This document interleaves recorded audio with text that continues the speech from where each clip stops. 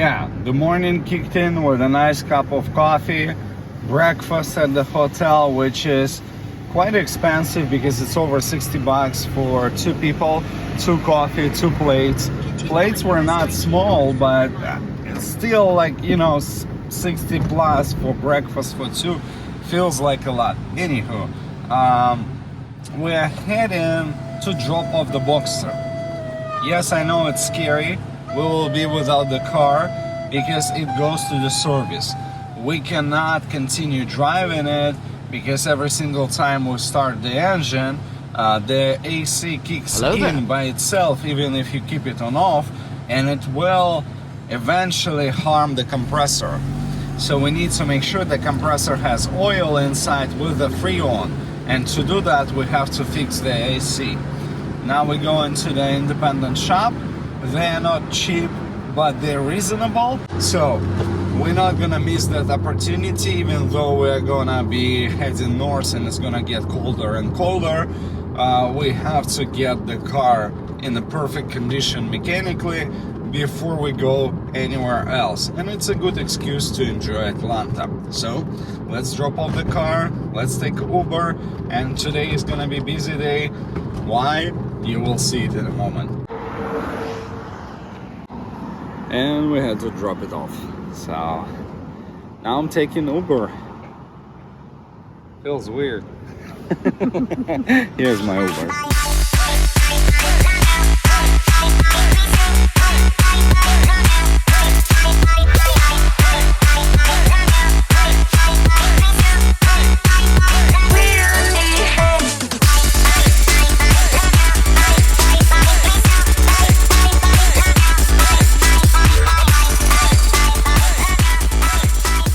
This is the scheme of the track and all the different modules, as you see.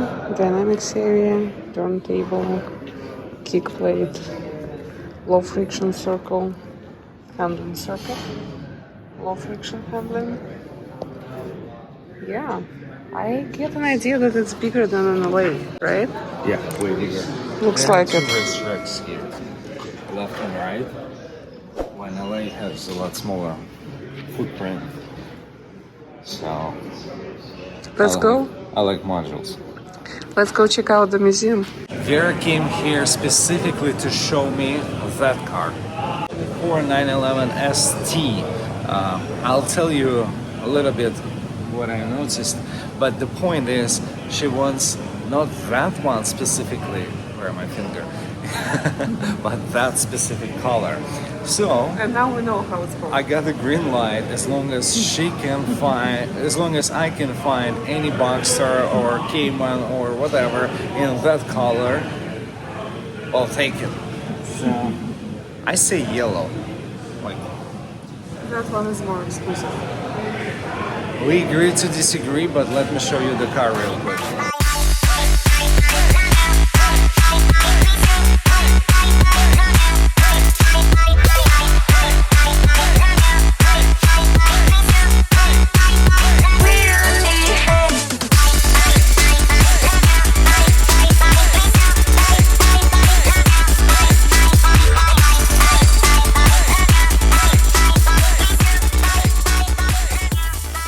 I need one badly. What are you thinking? That one?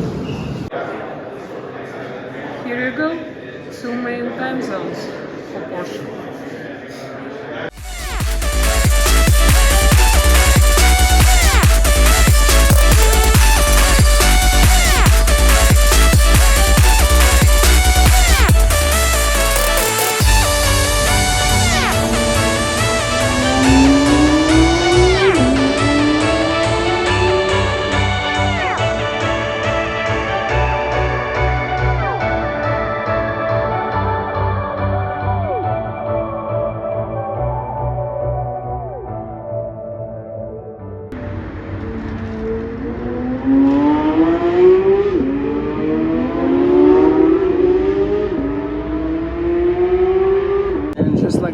Welcome to Porsche Experience Center, Atlanta.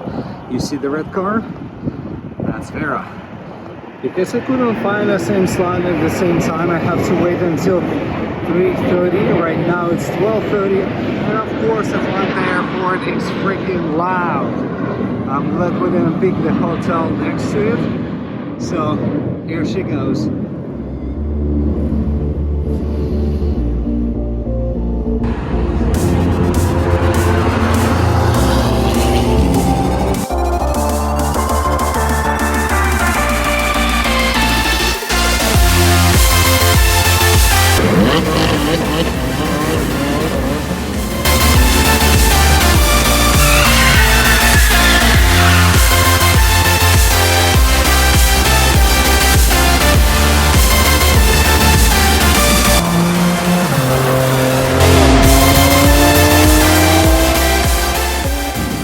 Everybody would get the motion sickness by now, but not Vera. She's the only one that's been lapping for the past like 20 minutes straight. She definitely enjoys the car and she definitely enjoys the track. Vera, you gotta get to the handling circuits.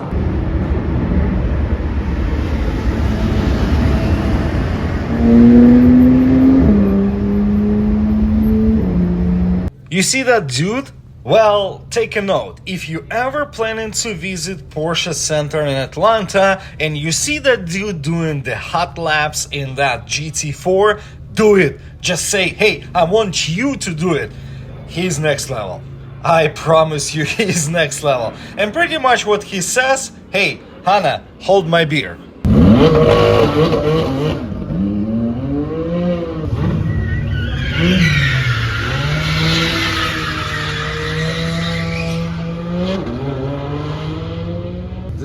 For the demo lap said one thing: can you please hold everybody so I can do my lap?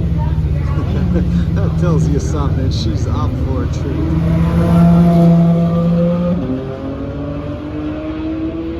So tell me about it. It's been a fun day. Yeah, for sure. I actually liked it more than Los Angeles Center. I like the LA more. Yeah, I think it all very much depends on the coach, honestly. Mine was quite attentive, and he basically asked what I would be interested in, and I've explained that I like the track portion more, but I'm also fine with exploring the modules, and that's what we did. I said let's mix it 50-50, and that's what we did. And I actually had a blast on the, how do they call it, a friction circle, like wet circle, where you go through the circle at speed, and when the car starts spinning, you have to catch and correct it. So I actually enjoyed it. I didn't think I would, but I did. And Atlanta Airport. Yeah. Never book your hotel right here. Alright. That's behind the circuit. We are literally at the airport. Yes, and there is airport. I want to tell you what I think about it. It's beautiful because it's HQ, all right? To get in here, it's more challenging and complicated. You go through security, it's different than LA. The track portion of it, this is just one track, right? They have another one right there, and on that one they always run GT cars. I think that one is maybe faster or something like that. This one is also fast, but it's got a couple of different corners and at least one blind corner, so you learn basics and you also learn the proper lines. I enjoy the track. I really like the low friction because I'm terrible at that, and it helped me a lot. I actually like the wet circle because last time when I was in LA, for some reason the wet circle was not working or something, but we never got to, right? For some reason they didn't have it. For 2 days, maybe they don't have it at all. Right. And yes, there's plenty of things to do and challenging experiences, but I had a better coach in LA.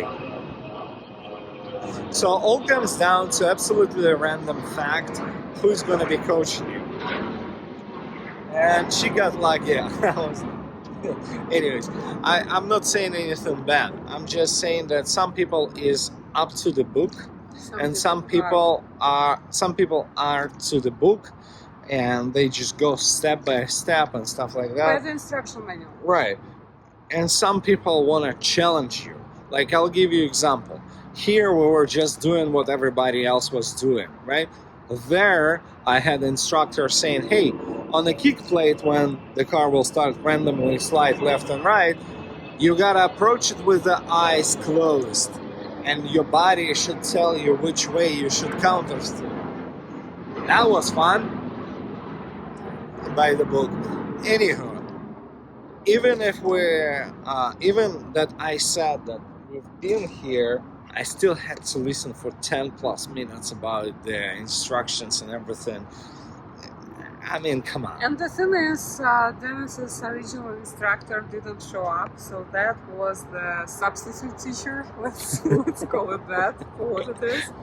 So actually, what you can and should do, I think, is to leave them honest review and see what they say. I mean, maybe they would want to make it up to you. You want a pro advice? If your session starts, let's say at 3:30, be at the front desk here where they give you instructors at like 3 o'clock.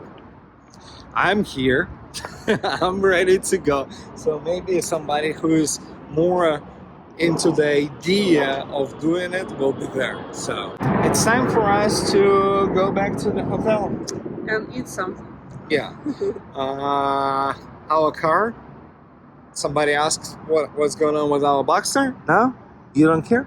Anyway, so the car is at the shop. Originally, when I called to the shop, I didn't know they have multiple locations. So they quoted me at around like $1,300 before taxes. Now, when I brought the car to the shop, they couldn't find the $1,300 quote. Now it's $1,700. It's expensive, and they're trying to be a dealership, but in reality, I bet my money on it. The dealer will be really close in terms of the price tag. So the dealer will have less labor hours for bigger price tag, but that shop has more labor hours with cheaper labor, you know. What you should say is that the dealer was not even able to get back to you with the estimate. So the dealer called is twice, out of question. And it was horrible. Porsche, if you are watching this video, and I mean South Porsche, Atlanta, the manufacturer, okay? Okay, we're the Porsche HQ. You can literally scream on them. So the service center right next to the Porsche HQ, it's called South Atlanta Service Center. It sucks.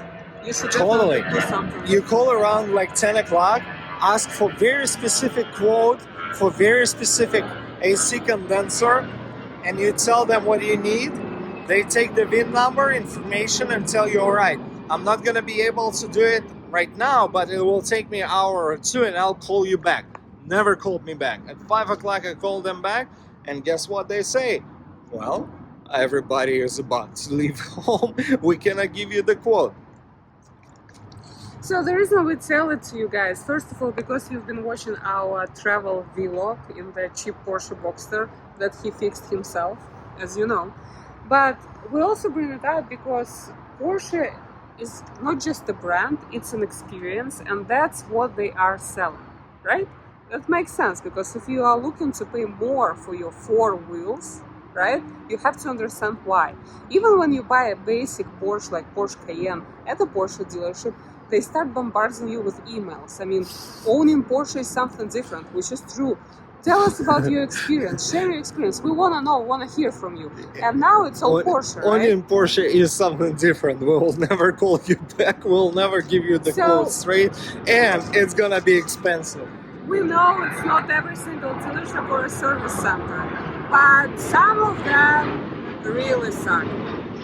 That's one of them. Let's call it for what it is. So if you ever want to buy something like we bought, like cheap Porsche Boxster, well, you would have to deal with those guys. Unfortunately, not everything is fixable, especially while you're traveling. Because if my condenser is blown, I could have fixed it myself for 600 bucks. Now I have to pay 1700 to the shop.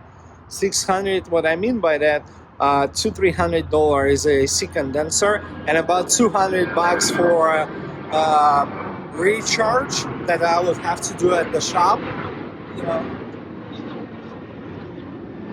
not as cheap. Not as cheap. I just want to add one thing, and I think it will be a wrap up at the Porsche North America HQ. Doesn't matter, even if you buy expensive Porsche Boxster that you don't fix yourself, it means you'll have to find someone who will fix it. And if that's kind of service center that we faced here in Atlanta, I mean, we think it should be brought up straight to Porsche, right? If they scream on them. Let's wrap up that portion because we are frustrated since the Boxster broke down mid-trip. But not at Boxster. Boxster is great. All right. At the service center. It was fun, but it's time to stop rambling and get something to eat, right? Calling for Uber? Yep. Let's do it. We'll see you in a bit. So here's what we learned today. These are all of the Porsche models, and the models that are below the model year are race cars, and the models that are above the model year are actual production vehicles that you can buy at the dealership. Yeah, GT4 RS, yes, Cayman, yes, 911. That is absolutely next level. You have 918 Spider right here, and not about the carbon, more about the exhaust from the top, carbon roof, and you have hookup for the fuel. So yes, this is your fuel neck. On the opposite side is actually your charger. So it's a plug-in hybrid.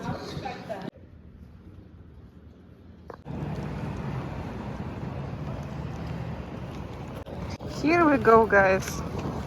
While our Porsche is at the service shop, we are calling Lyft. Leaving Porsche Experience Center and North American headquarters. Minion headquarters for both US, Canada and Mexico. Isn't it sad, guys, when you leave Porsche Experience Center on foot versus in your amazing Porsche Boxster? I don't want to make it about politics, but US border should look like that. Exactly. That's nice and secure. Did you guys go visit there? Yeah, we have the driving. Cheese.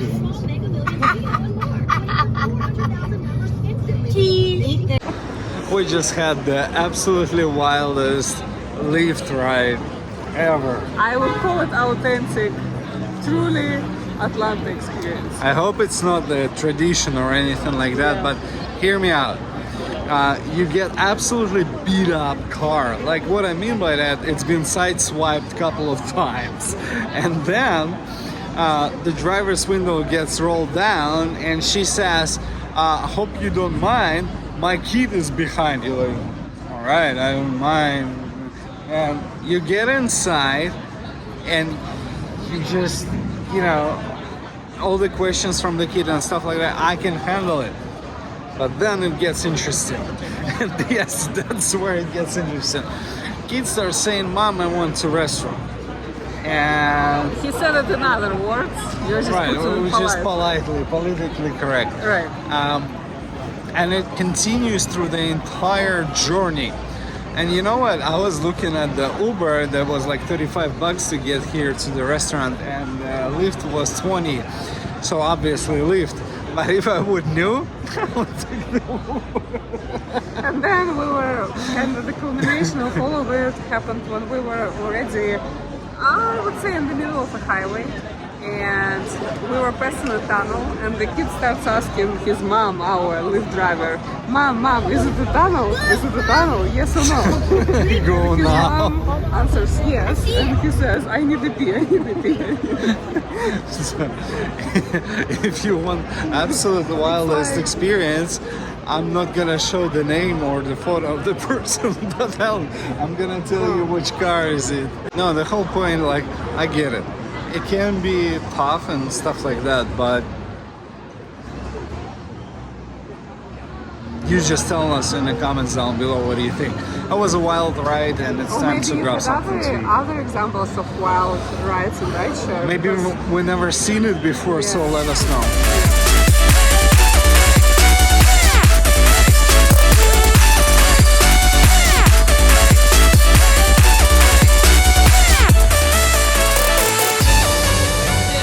Guys, well, Dennis is indulging in his white wine. This is what they brought me. They said that this is how they bring certain kinds of red. I mean, I don't know about you, but it reminds me of vinegar. I really like to stay in quiet rooms and quiet hotels.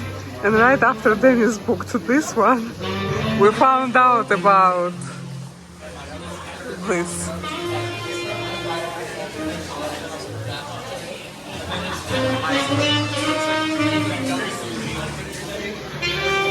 Wait until they invite the DJ.